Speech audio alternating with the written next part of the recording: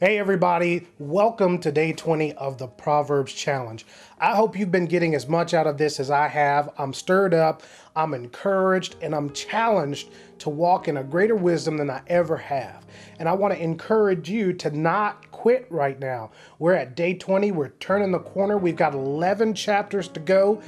Now is not the time to get comfortable, to get lax, to lay back in it. Push through to the end and see what God's going to do on this thing. Today in Proverbs chapter 20, I want to bring out verse 18 for you. Verse 18 says, "Every purpose is established by counsel, and with good advice make war." In the previous chapters that we've been reading, we've heard so much about our mouth, about the things that we say, about our actions, about wickedness versus righteousness, about the people that we spend time with, the fool versus the right. But there's been a number of times where it's talked about counsel and wise counsel. And the New Living Translation says, "Plans succeed through good counsel. Don't go to war without wise advice." You know, it reminds me of a time where I had a challenge with one of my children, and my reaction initially to what had happened was just way over the top. And it was only until I kind of settled back down and I called my dad, one of my wise counselors, and talked to him about the situation, that he gave me some great advice and a good way to approach the situation and even fix the wrong way that I began to approach it.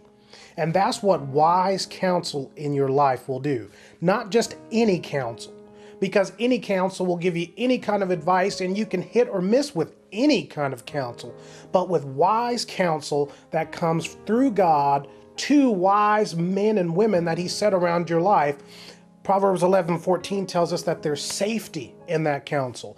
The word tells us that we have success in that type of counsel, that we have victory, and that we can move forward and make progress. Choose your counsel wisely. And don't forget the counsel of the word, which is the greatest counsel that we have.